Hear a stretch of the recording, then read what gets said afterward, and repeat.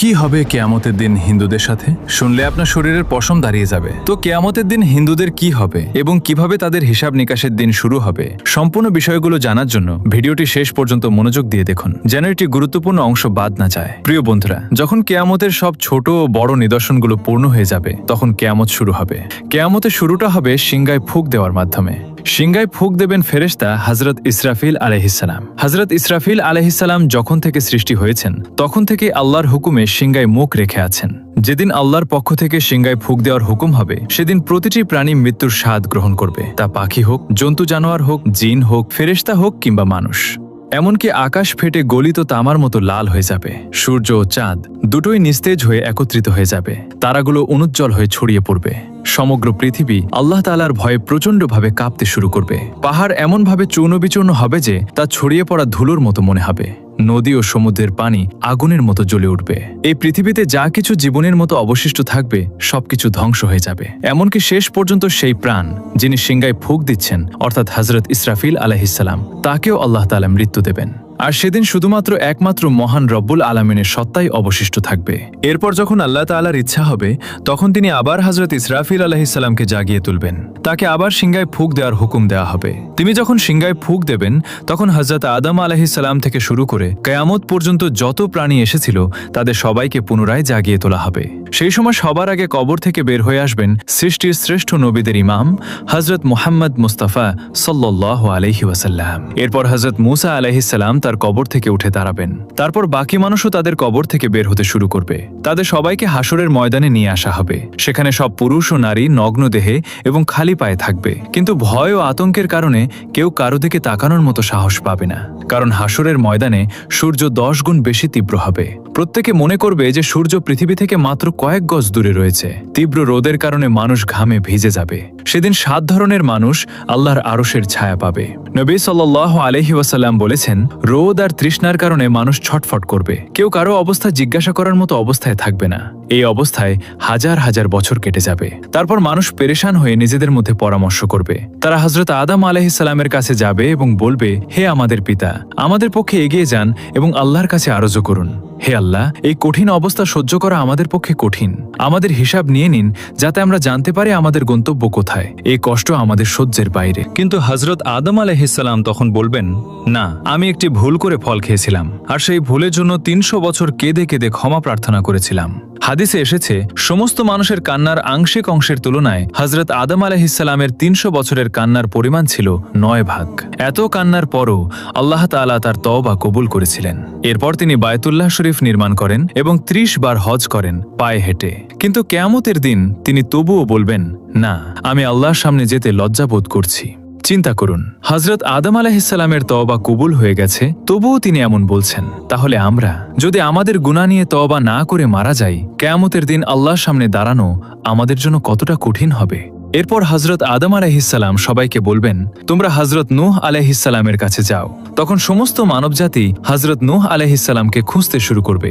যখন তাকে পাওয়া যাবে, তখন মানুষ তার কাছে আরজ করবে, হে দ্বিতীয় আদম, আমাদের জন্য আল্লাহর কাছে সুপারিশ করুন এবং আমাদের তার সামনে পেশ করুন। কিন্তু হযরত নূহ আলাইহিসসালাম বলবেন, না, আমি আমার ছেলের জন্য দোয়া করেছিলাম, আর আল্লাহ তাআলা বলেছিলেন, হে নূহ, এমন দোয়া করো না। আমি সেই হুকুমের ভয়ে ভীত। আমি কেন সেই দোয়া করেছিলাম, এটা ভেবে আমি তখনই আল্লাহর কাছে ক্ষমা চেয়েছিলাম। তাই আমি আল্লাহর সামনে পেশ হতে পারবো না। হযরত নূহ আলাইহিসসালামের আসল নাম ছিল আব্দুল গাফফার। কিন্তু তিনি সেই দোয়া করতে গিয়ে এত কাঁদতেন যে তার নাম হয়ে যায় নূহ, যার অর্থ ক্রন্দনকারী। এত কান্নার পরও কিয়ামতের দিন আল্লাহর সামনে যেতে তিনি ভয় পাবেন। তাহলে আমাদের কথা একবার চিন্তা করুন। আমরা যারা গুনাহের জন্য কাঁদি না, বরং গুনাহ করে খুশি হয়ে অন্যদের কাছে তা প্রকাশ করি, কিয়ামতের দিন আমরা কিভাবে আল্লাহর সামনে দাঁড়াবো, একবার ভেবে দেখুন। এরপর হযরত নূহ আলাইহিসসালাম বলবেন, তোমরা হযরত ইব্রাহিম আলাইহিসসালামের কাছে যাও। তখন সমস্ত মানবজাতি হযরত ইব্রাহিম আলাইহিসসালামকে খুঁজে তার কাছে অরজ করবে, হে আল্লাহর খলিল, আমাদের আল্লাহর সামনে পেশ করুন। কিন্তু তিনি বলবেন, না, আজ আমি আল্লাহর কাছে যেতে ভয় পাচ্ছি, কারণ আমার জীবনে 3টি ঘটনা ঘটেছিল যা মাসলেহাতের জন্য হলেও সত্যের বিপরীত ছিল। প্রথম ঘটনা হলো, তার কম তাকে কোথাও নিয়ে যেতে চেয়েছিল, কিন্তু তিনি বলেছিলেন, আমি অসুস্থ। আসলে তাদের সাথে যাওয়া তার কাছে আধ্যাত্মিক অসুস্থতার মতো ছিল, তাই তিনি তাদের কাছে অজুহাত দেখিয়েছিলেন। কোরআনে আল্লাহ বলেছেন, তিনি বলেছিলেন আমি অসুস্থ। এখানে তিনি অসুস্থতার অজুহাত দেখিয়েছিলেন, যা সত্যের বিপরীত ছিল। তাই তিনি বলবেন আমি আল্লাহর সামনে যেতে লজ্জাবোধ করছি। দ্বিতীয় ঘটনা ছিল তিনি তার স্ত্রী হযরত সারা রাদিয়াল্লাহু আনহাকে নিয়ে মিশরের দিকে যাচ্ছিলেন। সেখানে এক জালেম বাদশাহ ছিল। সে তার সৈন্যদের বলেছিল, যেখানে কোনো সুন্দরী নারী দেখবে তাকে ধরে আমার কাছে নিয়ে এসো। আল্লাহ তাআলা হযরত সারাকে অপূর্ব সৌন্দর্য দিয়েছিলেন, তাই সৈন্যরা তাকে ধরে নিয়ে যায়। সেই বাদশার নিয়ম ছিল যদি কোনো নারীর স্বামী থাকে তাকে হত্যা করা হতো, কিন্তু যদি ভাই বা বাবা থাকতো তাকে হত্যা করা হতো না, তবে অন্যায় করা হতো। হযরত ইব্রাহিম আলাইহিস সালামের কাছে যখন জিজ্ঞাসা করা হলো তুমি এই নারীর কে হও, তখন তিনি নিজের জীবন বাঁচাতে বললেন এ আমার বোন। আল্লাহ তাআলা বলেছেন ঈমানদাররা ভাই ভাই, তাই ঈমানের দিক থেকে হযরত সারাকে তিনি বোন বলেছিলেন। এটি শরীয়তের দৃষ্টিকোণ থেকে জায়েজ ছিল, কারণ জীবন বাঁচানোর জন্য হারামও হালাল হয়ে যায়। তবুও তিনি এই কথার জন্য লজ্জাবোধ করেছিলেন। তৃতীয় ঘটনা ছিল তিনি একবার মূর্তি ভেঙেছিলেন। যখন কাফিরা তাকে জিজ্ঞাসা করল আমাদের মাবুদকে কে ভেঙেছে, তিনি বললেন তোমরা তাকে জিজ্ঞাসা করো যাকে তোমরা বড় মনে করো। তিনি মূর্তি ভেঙে কুড়ালটি বড় মূর্তির কাঁধে রেখে দিয়েছিলেন, তাই তিনি বললেন বড় মূর্তির কাছে জিজ্ঞাসা করো। এটি তেমন বড় কথা না হলেও কাফিরদের বোঝানোর জন্য করা হয়েছিল, কিন্তু এটি সত্যের বিপরীত ছিল। তাই তিনি বলবেন আল্লাহর খলিল হওয়া সত্ত্বেও আমি আল্লাহর সামনে যেতে লজ্জাবোধ করছি। আমরা যারা দিনরাত মিথ্যা কথা বলি, মিথ্যা কসম খাই, অন্যের সামনে নিজের দোষ ঢাকতে মিথ্যা বলি, কিয়ামতের দিন আমাদের কতটা লজ্জাবোধ হবে একবার ভাবুন তো। এরপর হযরত ইব্রাহিম আলাইহিস সালাম বলবেন তোমরা হযরত মুসা কালিমুল্লাহ আলাইহিস সালামের কাছে যাও। তখন সমস্ত মানবজাতি হযরত মুসা আলাইহিস সালামের কাছে গিয়ে বলবে আমাদের জন্য আল্লাহর কাছে সুপারিশ করুন। কিন্তু তিনি বলবেন না, আমি সুপারিশ করতে পারবো না, কারণ একবার আমি আমার বিরোধী এক ব্যক্তির সাথে ঝগড়া করেছিলাম। নসিহতের জন্য তাকে একটি ঘুষি মেরেছিলাম যাতে সে বুঝতে পারে, কিন্তু সেই ঘুষিতেই সে মারা গিয়েছিল। আমি আল্লাহর কাছে ক্ষমা চেয়েছিলাম, তবুও সে আমার ঘুষিতে মারা গিয়েছিল, তাই আমি আল্লাহর সামনে যেতে লজ্জাবোধ করছি।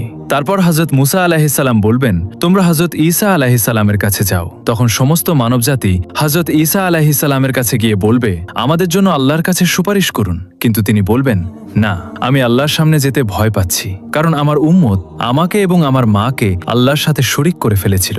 আজ যদি আল্লাহ আমাকে জিজ্ঞাসা করেন তুমি কি বলেছিলে আমার সাথে তোমাকে আর তোমার মাকে শরিক করতে, তাই আমি আল্লাহর সামনে যেতে ভয় পাচ্ছি।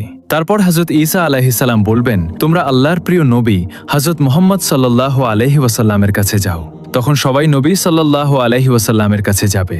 সেই সময় আল্লাহ তাআলা নবীদের জন্য মিম্বার তৈরি করবেন। সব নবী তাদের নিজ নিজ মিম্বারে বসবেন। নবী সাল্লাল্লাহু তাআলা আলাইহি সাল্লামের জন্য একটি মিম্বার তৈরি করা হবে, কিন্তু তিনি সেই মিম্বারে বসবেন না, কারণ তার মনে হবে যদি আমি এই মিম্বারে বসি তাহলে এটি জান্নাতে চলে যেতে পারে আর আমার গুনাহগার উম্মত পেছনে থেকে যাবে। তখন আল্লাহ তাআলা জিজ্ঞাসা করবেন হে আমার প্রিয় বন্ধু, আপনি মিম্বারে বসছেন না কেন? তখন তিনি বলবেন হে আল্লাহ, আমার উম্মতের গুনাহের বিষয়ে এখনো ফায়সালা হয়নি, আমি কিভাবে মিম্বারে বসি? এরপর আল্লাহ তাআলা তার উপর একটি বিশেষ তাজাল্লি প্রকাশ করবেন। নবী সাল্লাল্লাহু তাআলা আলাইহিস সালাম বলেছেন সেই তাজাল্লির কারণে আল্লাহ তাআলা আমাকে মাকামে মাহমুদ দান করবেন। আমি সেখানে গিয়ে একটি সিজদা করব, আর সেই সিজদায় আল্লাহর এমন প্রশংসা করব যা আগে কেউ করেনি এবং পরেও কেউ করবে না। কান্নারত অবস্থায় আমি সেই সিজদা করব। আল্লাহ তাআলা আমার সিজদা কবুল করবেন এবং জিজ্ঞাসা করবেন হে আমার প্রিয় বন্ধু, আপনি কি চান? আমি বলবো হে আল্লাহ, আপনার বান্দাদের হিসাব নিয়ে নিন। আল্লাহ তাআলা বলবেন ঠিক আছে। হাদিসে এসেছে যখন অনুমতি দেওয়া হবে তখন নবী সাল্লাল্লাহু তাআলা আলাইহি ওয়াসাল্লাম হযরতে আবু বকর রাদিয়াল্লাহু আনহুর হাত ধরে আল্লাহর সামনে পেশ করতে চাইবেন যাতে হিসাব শুরু হয়। এটি শুনে হযরতে আবু বকর রাদিয়াল্লাহু আনহুর চোখে পানি এসে যাবে। তিনি বলবেন হে আল্লাহর নবী সাল্লাল্লাহু আলাইহি ওয়াসাল্লাম, আমি জীবনের শেষ সময়ে মুসলিম হয়েছিলাম। আমার জীবনের বেশিরভাগ সময় ইসলামের আগে কেটেছে, তাই আমি চাই না আমাকে আগে পেশ করা হোক। কিন্তু আল্লাহর প্রিয় নবী সাল্লাল্লাহু আলাইহি ওয়াসাল্লাম বলবেন হে আবু বকর, তোমাকে এগিয়ে যেতে হবে। তখন হযরত আবু বকর রাদিয়াল্লাহু আনহু এগিয়ে যাবেন এবং নবী সাল্লাল্লাহু আলাইহি ওয়াসাল্লাম যা করেছিলেন তিনি তাই করবেন। তিনি আল্লাহর সামনে সিজদায় পড়ে যাবেন এবং কাঁদতে শুরু করবেন। কিতাবে লেখা আছে সিদ্দিক আকবর রাদিয়াল্লাহু আনহু এত কাঁদবেন যে আল্লাহ তাআলা বলবেন হে আমার প্রিয় নবীর ঘনিষ্ঠ বন্ধু, কেন কাঁদছো? সিজদা থেকে মাথা তুলে বলো তুমি কি চাও? আল্লাহ তাআলা তার সিজদা কবুল করবেন এবং তার উপর একটি বিশেষ তাজাল্লি প্রকাশ করবেন। হাদিসে এসেছে কিয়ামতের দিন আল্লাহ তাআলা সবার উপর সাধারণ তাজাল্লি প্রকাশ করবেন, কিন্তু হযরত আবু বকর রাদিয়াল্লাহু আনহু এর উপর বিশেষ তাজাল্লি প্রকাশ করবেন। আল্লাহ তাআলা তার প্রিয় নবীর এই বন্ধুর প্রতি এত খুশি হবেন যে তার উপর বিশেষ তাজাল্লি প্রকাশ করবেন। তারপর হযরত ওমর রাদিয়াল্লাহু আনহুকে পেশ করা হবে। হাদিসে এসেছে যখন হযরত ওমর এগিয়ে যাবেন তখন আল্লাহ তাআলা বলবেন হে ওমর, তোমার উপর শান্তি বর্ষিত হোক। আরেকটি হাদিসে আছে, কেয়ামতের দিন আল্লাহ তাআলা সবার আগে হযরত ওমর রাদিয়াল্লাহু আনহুকে সালাম দিবেন। তিনি এমন পবিত্র জীবন যাপন করেছিলেন যা তার আমল দেখে আল্লাহ তাআলা খুশি হবেন। এরপর আল্লাহর প্রিয় হযরত ওসমান রাদিয়াল্লাহু আনহুকে পেশ করা হবে। কিতাবে লেখা আছে, যখন হযরত ওসমান আল্লাহর সামনে পেশ হবেন তখন আল্লাহ তাআলা তার হিসাব খুব দ্রুত নিয়ে নেবেন। এরপর হযরত আলী রাদিয়াল্লাহু আনহুকে আল্লাহর সামনে পেশ করা হবে। হাদিসে এসেছে, কিয়ামতের দিন সবচেয়ে সহজ ও দ্রুত হিসাব হবে হযরত আলী রাদিয়াল্লাহু আনহুয়ের। যখন নবী সাল্লাল্লাহু আলাইহি ওয়াসাল্লামের 4 জন প্রিয় সাহাবী পেশ হয়ে যাবেন, তখন আল্লাহ তাআলার জালাল জামালে রূপান্তরিত হবে। তিনি বলবেন, আজ আমার নেক বান্দাদের আলাদা করো। তখন কাফের ও মুশরিকদের একদিকে এবং নেক বান্দাদের আরেক দিকে আলাদা করা হবে।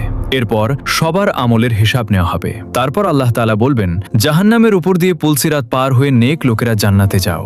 যখন মুমিন বান্দারা পুলসিরাত পার হতে শুরু করবেন, তখন কিছু মুমিন এমন হবেন যারা বিদ্যুতের গতিতে পার হয়ে যাবেন। কেউ বাতাসের গতিতে, কেউ ঘোড়ার গতিতে, কেউ দৌড়ানো মানুষের গতিতে, কেউ হাঁটার গতিতে, আর কেউ হামাগুড়ি দিয়ে পার হবেন। যারা পুলসিরাত পার হয়ে যাবেন, আল্লাহ তাআলা তাদের জান্নাত দান করবেন। যখন তারা পুলসিরাত পার হয়ে যাবেন, তখন নবী করিম সাল্লাল্লাহু আলাইহি ওয়াসাল্লাম মনে করবেন, আমার উম্মতের সবাই আমার সাথে এসে গেছে এবং জাহান্নাম থেকে মুক্ত হয়েছে। তিনি তাদের নিয়ে জান্নাতে প্রবেশ করবেন। কিন্তু যে মুসলিমরা পুলসিরাত পার হতে গিয়ে জাহান্নামে পড়ে যাবেন, তাদের শাস্তি হবে। প্রিয় দর্শক, কিয়ামতের দিনের এই ভয়াবহ দৃশ্য আমাদের জন্য সতর্ক বার্তা। আজ আমরা যে গুনাহকে গুনাহ বলে মনে করি না, সেই গুনাহ নিয়ে যদি মৃত্যুবরণ করি, তবে কিয়ামতের দিন আল্লাহর সামনে দাঁড়ানো আমাদের জন্য কত কঠিন হবে। তাই আসুন আজই তওবা করি, নেক আমলে ফিরে আসি এবং আমাদের আমলনামা সুন্দর করার চেষ্টা করি। প্রিয় বন্ধুরা, ভিডিওটি যদি আপনাদের কাছে ভালো লাগে ও উপকারী মনে হয়, তাহলে ভিডিওতে লাইক দিন আর শেয়ার করে বিষয়টি সবাইকে জানার সুযোগ করে দিন। আর অবশ্যই চ্যানেলটি সাবস্ক্রাইব করুন। এই ভিডিও সম্পর্কে আপনার যে কোনো মতামত জানাতে অবশ্যই কমেন্ট করুন। আল্লাহ হাফেজ।